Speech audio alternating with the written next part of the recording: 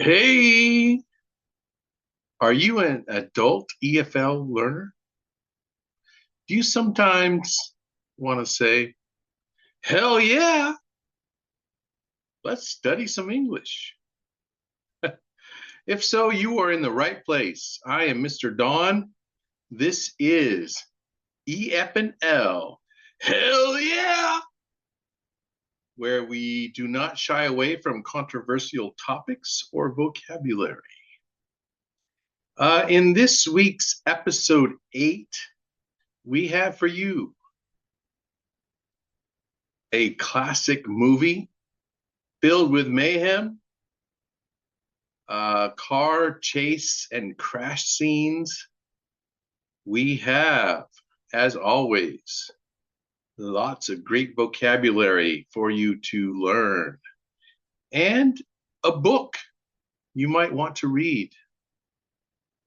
If that appeals to you, you are in the right place. So come in and join me for the next half hour and let's learn some English together. Let's get started. All right, this is the segment I like to call Chit Chat, where you and I just have a little chat. You can answer my questions either out loud or keep it in your head. It's up to you. This week's topic is tourism. I choose that because lately I've seen a lot of negative headlines about foreign tourists in different Asian countries causing mayhem, doing all sorts of illegal or immoral or crazy shit. All right, have you seen these headlines? What do you think about them? Is this happening in your country? Are there foreign tourists who are just misbehaving? If so, what do you think should be done about them? Should they be sent to jail, given a fine, not allowed to re-enter your country? If so, for how long? All right. Digital nomads, that's another related topic. There are so many people who work,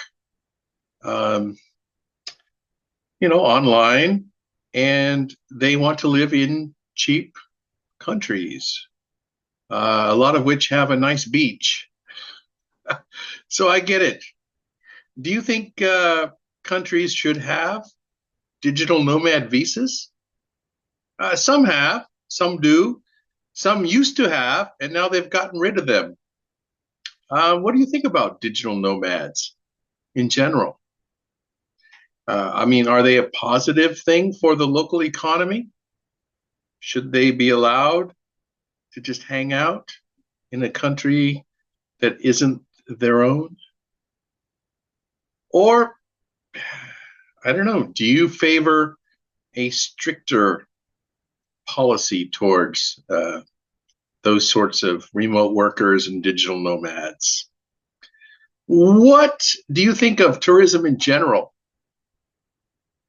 Do you favor it? Do you dislike it? Do you hate it? Do you think it depends? In my lifetime, and I'm not young, I've seen a lot of changes in tourism, and I don't think they're for the better. I gotta be honest with you. So I'm a little bit pessimistic about the whole tourism industry. Have you seen the negative effects of tourism on any particular place? Maybe your country or city. Do you live in a city that's a tourism city? Or a country that's based on tourism, that depends on tourism for its economy? I've seen one of my favorite cities, Jogja in central Java. I used to love to go there as a tourist. I lived there for many years as well. And yeah, now there are so many tourists from all over the world going there. It's not as friendly as it used to be.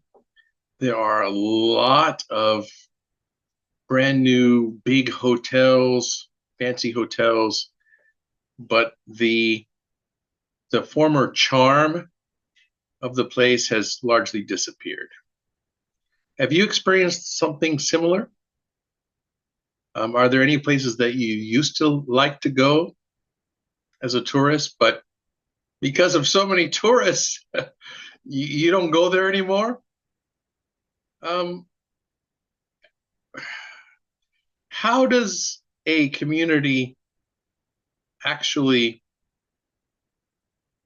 carry out sustainable tourism? All right. What are your ideas on that? And what do you think about airlines? That's another related topic. Um, Airline travel, has it gotten worse in your lifetime? If so, how? Um, all right. These are some of the many related questions I could ask about tourism. Why don't you go ahead and think of a few questions of your own that you'd like to ask your English speaking friends about tourism? And that is chit chat.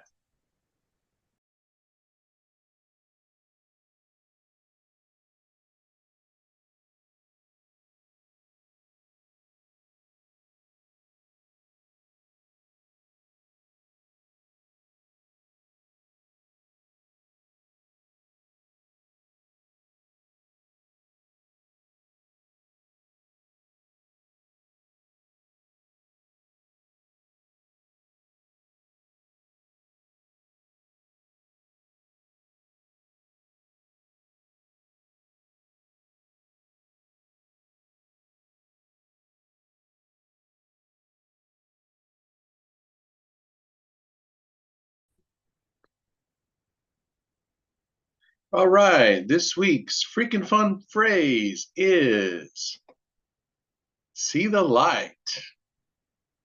And in the movie segment, you're going to see hopefully a church scene where one of the Blues Brothers, John Belushi, he literally sees a light descending from heaven. And what that means is he also suddenly knows what they need to do. He has a sudden spark of inspiration. Knowledge suddenly comes to him. And so to see the light means you suddenly have a great idea, like a light bulb goes off in your head. Or it can also often mean that you change your thinking or the way that you act drastically and suddenly. And, you know, that has religious context. It comes from the Bible. And Saul or Paul, he saw the light on the road to Damascus. Anyway, um, another way to say this, and it's popular in the military, is to have an attitude adjustment. So to undergo an attitude adjustment, yeah, you suddenly change the way you think or act about something in a more positive manner or way. My brother-in-law likes to say that somebody had a come to Jesus moment. Uh, Same thing. These are all kind of fun ways of saying the same thing. That they changed their attitude suddenly about something. There's also the phrase "see the light at the end of the tunnel." I can see the light at the end of the tunnel. Um, so metaphorically, you've been oh, having a hard time and just struggling, but you keep continuing on and on. You persevere. You keep putting in the hard work and effort. And finally, you can see a ray of hope. You see some hope. You feel like the journey's almost through, and now I think it's all going to come out okay. I can see that light after a long, dark tunnel. If you have a sudden inspiration or great idea, a lot of times people will say, it just dawned on me. And of course, dawn is the time of day when the sun rises. Okay. So that is the freaking fun phrase of the week. All right, this is the Spotlight on Music segment. Originally, I had highlighted the band Red Hot Chili Peppers. But YouTube red flagged some of the content as copyright violation. I couldn't show it. So I'm taking a whole new approach and recording again. I had a light bulb moment, which is, as you know, the phrase, the freaking fun phrase, is to see the light. I saw the light. And I decided, since the movie Mayhem segment is Blues Brothers, why not just go ahead and highlight the Blues Brothers. Now I'm going to highlight the soundtrack, which is something I haven't done. Soundtracks, yeah. Who listens to them anymore? In the 80s and 90s, soundtracks were really popular. And a movie would come out. Movies, they spent a lot of money on getting the rights to different songs and compiling, various music. Some of them went down as classically great and some were just terrible. But nonetheless, it's something that, who cares about movie soundtracks anymore? But regardless, the Blues Brothers is one you should listen to. Why? It's just got so much great blues music on it. And you can see here, I'm going to scroll through this, Sweet Home Chicago. A lot of these are blues tunes that have been covered by lots and lots of different blues artists, which is the case with actually a majority of blues music. Shake a Tail Feather, we're going to highlight that. Okay. Aretha Franklin, I actually show in the movie segment. Soul Man, Peter Guntham, Rawhide Respect, Winnie the Moocher. So not all of it's strictly blues music, but blues, soul, a little bit of country. All right, let's just take a look. I'm going to let the music speak for itself. So let's show you a few scenes here. We're going to start with my favorite. But you walk that walk and talk that talk and whisper in my ear, tell me that you love me. I love that talk, that baby talk. But when you talk like that, I can't take it like that. How. Hey, come on, baby. Walk your walk, talk your talk, baby. Talk.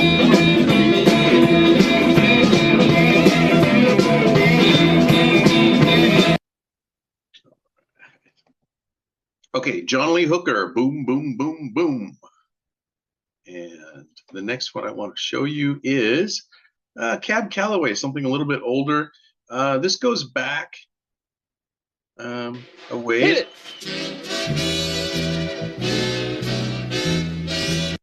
You might recognize the song. Frank Sinatra did it, among many others.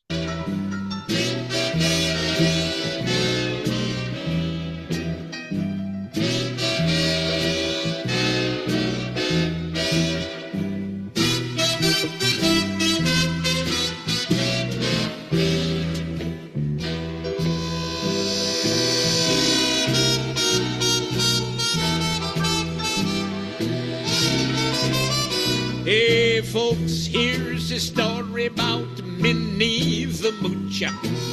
She was a low-down hoochie coocher. She was the roughest, toughest frail, but Minnie had a heart as big as a whale. Hidey, hidey, hidey, hide. Hidey, hidey, hidey, hide. Hody, hody, hody, ho. Okay. He.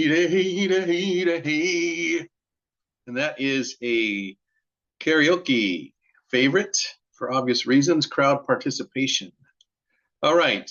The third one I want to show you is Ray Charles. Excuse me, I don't think there's anything wrong with the action on this piano.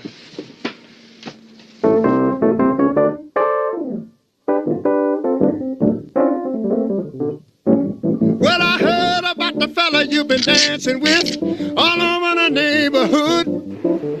So why didn't you ask me, baby? Or didn't you think I could? Well, I know that the boogaloo is out of sight, but the shing-a-ling's a thing tonight. But if that was you and me out there, baby, I would have shown you how to do it right. Do it right. Uh-huh. Do it right. Do it right. Do it right. Do it right. Ah, twist it. Shake it, shake it, shake it, shake it, baby. Now we go loop-de-loop. Shake it out, baby. Here we go, loop-de-lop. Bend over, let me see you shake your tail feather. Bend over, let me see you shake your tail feather. Come on, let me see you shake your tail feather. Come on, let me see you shake your tail feather.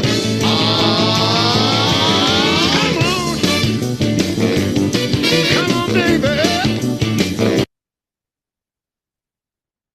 All right. It rivals Michael Jackson's Thriller as far as choreographed dancing. It gets better from there. It's pretty impressive. Ray Charles, what a legend. If you don't know who he is, check him out, definitely. All of these artists that I'm showing you, you need to listen to some of their music. And the last bit I want to show you is, okay, theme from Rawhide, the TV series, classic movie scene, country song. That ain't no Hank Williams song. Give it some loving. Give it some loving. Hey, why'd they turn out the lights? Maybe they blew a fuse. I don't think so, man. Those lights are off on purpose. Now, in case you've never seen it, there's also in another movie with Patrick Swayze, Roadhouse, with Jeff Healey, also another great blues artist. There's a similar scene where people are throwing bottles. There are bars like this in places like Texas and Oklahoma, especially in the past. And so this is a real thing. This is something they made up. This was, not uncommon in the day for some bars, especially rougher, redneck country music, those types of bars, you know. Okay, we gotta figure out something these people like and fast. Hey, I've got it. Remember the theme from Rawhide? Bill Favor, Rowdy Yates. What key? Hey, good country key. Rawhide and A.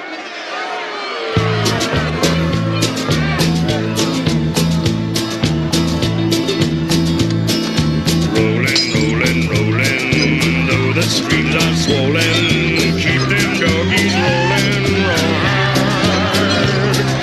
Rain and wind and weather, hell bent for leather, wishing my gal was by my side. All the things I'm missing, good pillows, love and kissing, are waiting at the end of my ride.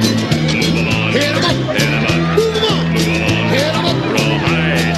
Cut 'em out, Ride 'em out. ride 'em in, Cut 'em out. cut 'em out, ride 'em in, rawhide.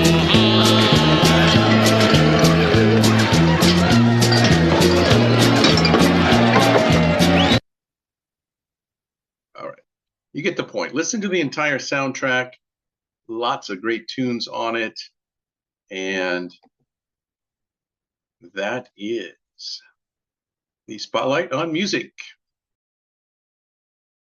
This week's book, Beg, Buy, Borrow, this book or Steal This Story segment, is about Nancy Drew mysteries. Now, and where to begin with this? So first off, full disclosure, why did I choose this? You might be saying, it doesn't seem like the kind of book that you would read. Actually, I read a lot of these along with their companion male series, which is called The Hardy Boys. So Hardy Boys, Nancy Drew Mysteries. Kind of, they were separate but the same. They were written by some of the same authors, conceived by the same person, I believe. And growing up, these were very popular. They were read I mean, starting in grade school, I think, and then pretty much through until high school. They were really popular among all sorts of young people. And the original series, you can see on my screen, I did some homework here, was actually written back in the 1930s. My goodness. They updated those in the 60s, 163 total books. I was watching the other day an episode of Homicide Hunter, and then on YouTube, and then I came across the 70s series Hardy Boys Nancy Drew Mysteries, which I'll just show you. There we go. You can look this up. Now, these were all standalone. They were not based on any of the books. Okay, so that's the first thing. But, you know, man, some hot chicks. All the different. They had a couple different actresses play Nancy Drew on these, and some of these were joint mysteries where the Hardy Boys and Nancy Drew and her friends were together. Most of them were still separate. Anyway, you can check that out, but they aren't directly linked to the books. Now, as far as the books are concerned, let's get back to it. So some of the favorites, and these are all titles that I remember. Everyone says you should just start with the first one, The Secret of the Old Clock. Okay. The ones that were updated were with a yellow spine. Anyway, the ones in yellow were the more updated originals. And then you had lots of spin-offs, including a more recent TV series, I believe, which I didn't care for. But you have Nancy Drew Girl Detective. These were written in the first person, okay, more informal style of writing, 2004 to 12. There were 47 of them. I think the best one is probably Race Against Time. So that would be my recommendation if you want something more modern. If you want the original series, go ahead and start with one of these. Number 1, The Secret of the Old Clock, or number 9, Sign of the Twisted Candles. Okay, it's great. You then later had Nancy Drew graphic novels or comics. They were in a manga style. There were 21 of those, as you can see, 2005 to 10. Then after that, there was Nancy Drew and the Clue Crew by Paper Cuts, done in an American comic style, only 3 books. You had a super mystery series which combined Hardy Boys and Nancy Drew together, 36 of those, okay, in the 90s.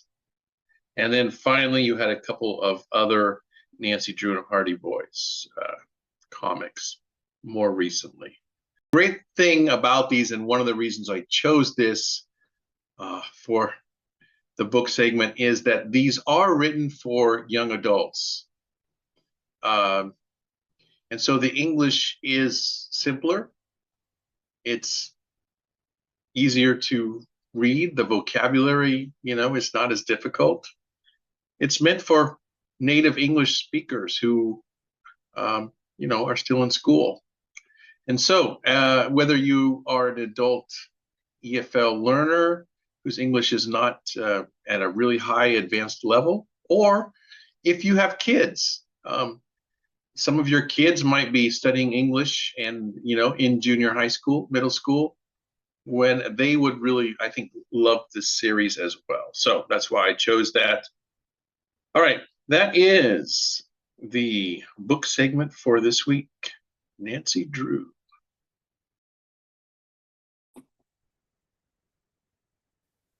All right, this week's Movie Mayhem segment is on the classic Blues Brothers. I don't know if you've heard of them. Probably depends on your age. But this film has got it all, and it's got lots of mayhem, to be sure. At the time, it set the record, I believe, for the biggest car crash, a car chase and crash scene. I don't know how many cars they destroyed, I'll show you a segment of that, hopefully, if YouTube lets me, in just a minute. But here you can see some of the classic blues tunes that are featured in the movie. It's not a musical, but it does have lots of blues music in it. And that's one reason I love the film, along with the fact it's hilarious. It's a comedy. And you can see some of the cameos by some of the different musicians.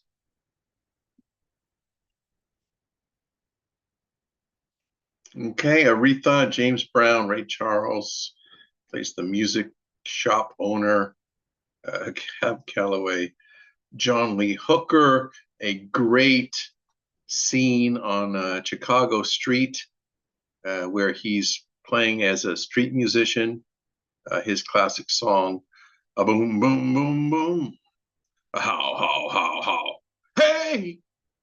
And you can see some of the other cameos here. But anyway, hopefully, let me just play you some of the highlights of the film.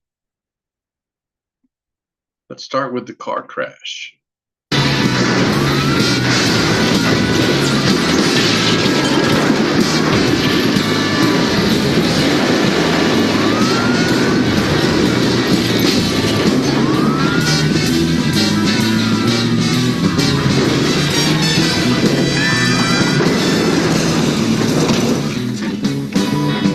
Hi.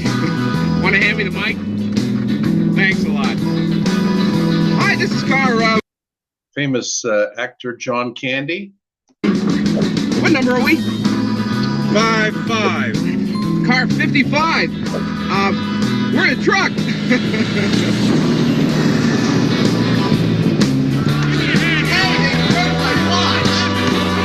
Now that's just a few cars. It gets crazier from there. It literally includes hundreds and hundreds of police cars that are just smashed up.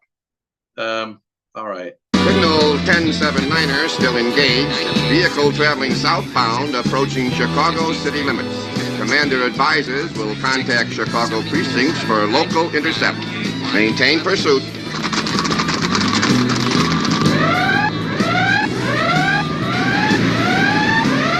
Use of unnecessary violence in the apprehension of the Blues Brothers has been approved.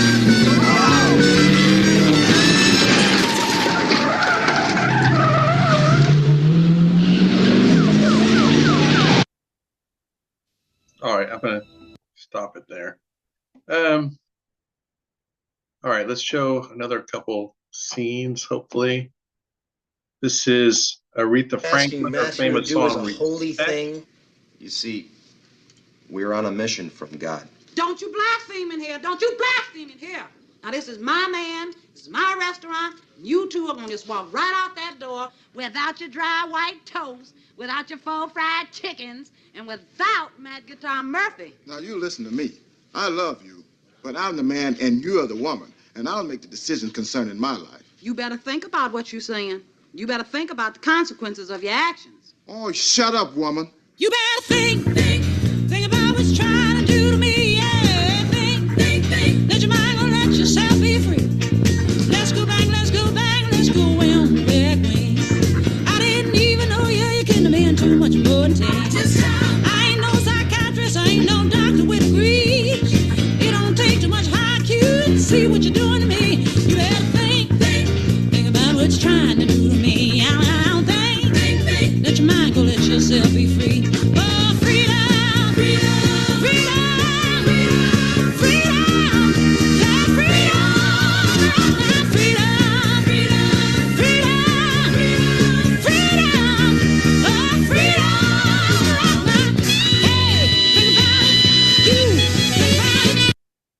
All right, so the guitar player there, their buddy that they're trying to recruit into the band on a mission from God to get the band back together is Mad Dog Murphy, and he's a famous guitarist.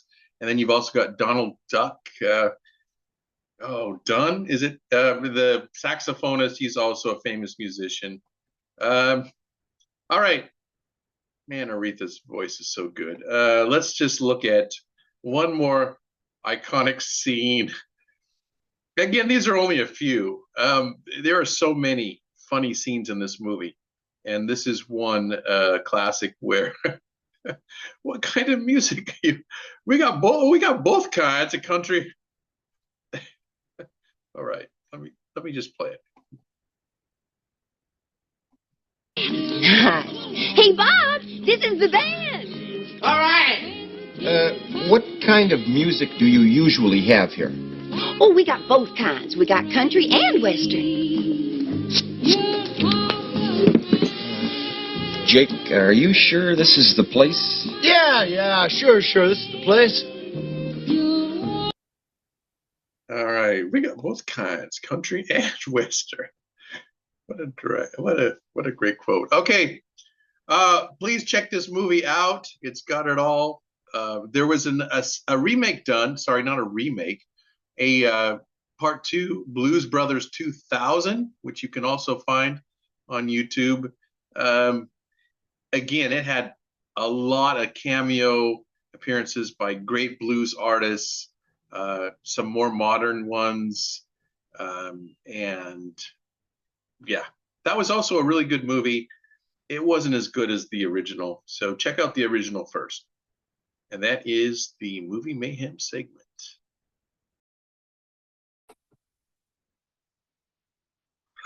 All right, this week's whackity whacked word is clusterfuck. Now, if that sounds a little bit vulgar to you, it's because it is. So don't use this word very often. But it is fairly funny and comical when it is used correctly. The best example of that I can think of is Clint Eastwood's movie Heartbreak Ridge. And he plays a veteran NCO, a gunny sergeant in the Marine Corps. And while they are being deployed, waiting for their equipment and whatnot, a Marine, I believe a general, comes along and asks him, hey, so what do you think, how is this going? And he gives him an honest answer. Sir, I believe it's a clusterfuck. And, that raises some heads and eyebrows. And but the general wants to hear why he believes it's a complete disaster. So a total or complete disaster is a synonym for this word. That's the meaning.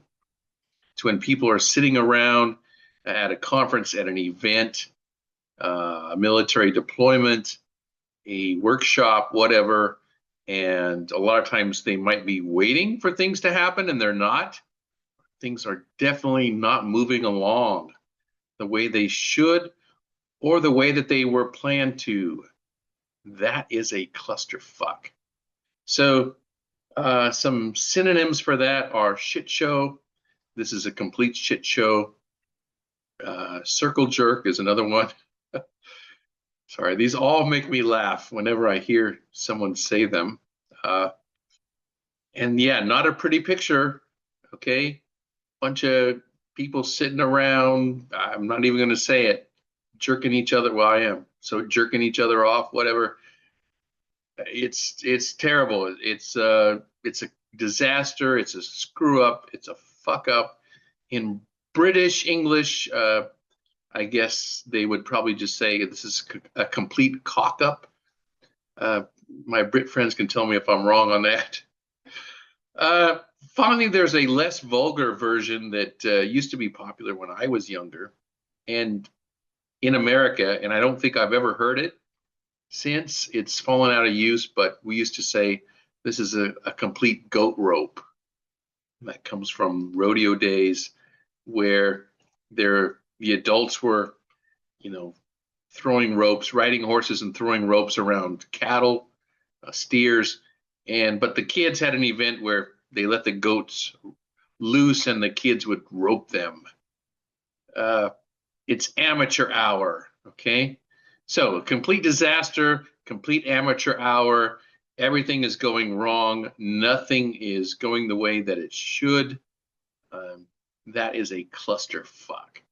And that is the wackety whack word of the week.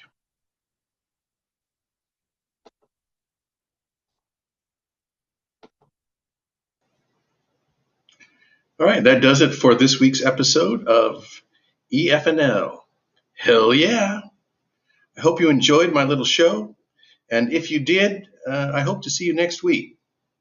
Tell a friend, a classmate, a colleague, and in the meantime, take care.